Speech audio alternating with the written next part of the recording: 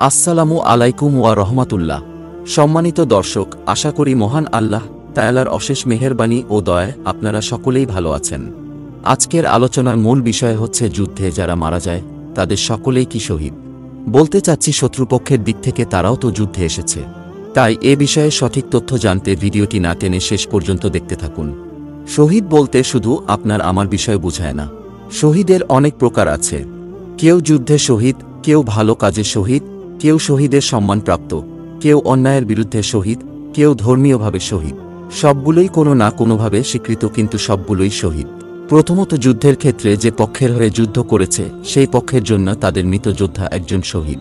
আমরা যদি যুদ্ধের কথা বলি তাহলে যোদ্ধাদের মাঝে সকলেই নিজেকে সঠিক মনে করে এবং নিজের সিনিয়রদের অধীনে থাকে। শত্রুর জন্য যে যাই হোক না কেন নিজ দেশের জন্য সে শহীদ। যেমন বাংলাদেশের বীরশ্রেষ্ঠ ফ্লাইট লেফটেন্যান্ট মতিউর রহমান বাংলাদেশের জন্য শহীদ, পাকিস্তানের জন্য অন্য কিছু। একজন লোক যদি ভালো কাজ করতে চায় কিন্তু তার এই ভালো কাজের বিনিময়ে কেউ তাকে হত্যা করে, তবে সেও একজন শহীদ। একই বিষয়ে অন্যায়ের বিরোধিতার ক্ষেত্রেও প্রযোজ্য। সমাজের জন্য এমন ব্যক্তি শহীদের সম্মান পায়। যেমন স্বৈরাচার বিরোধী আন্দোলনে মৃত্যুবরণ করা বাংলাদেশের একজন ছাত্র নূর হোসেন।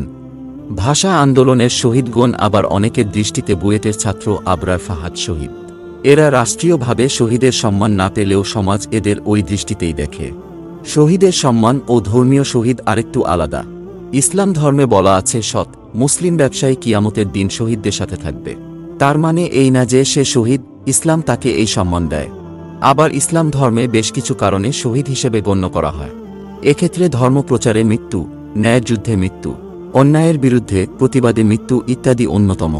ইসলামী দৃষ্টিতে ইসলাম ধর্মের কাছে থেকে শহীদ হতে হলে সবার আগে তাকে মুসলিম হতে হবে। অমুসলিম মারা গেলে রাষ্ট্র, সমাজ সবাই তাকে শহীদ মানুক, তাতে কোনো আপত্তি নেই। শুধু ইসলামী বিশ্বাস অনুযায়ী কিয়ামতের দিন সে শহীদের সম্মান পাবে না, দুনিয়ায় পেতে পারে। এটা ধর্মীয় দিক থেকে শহীদ।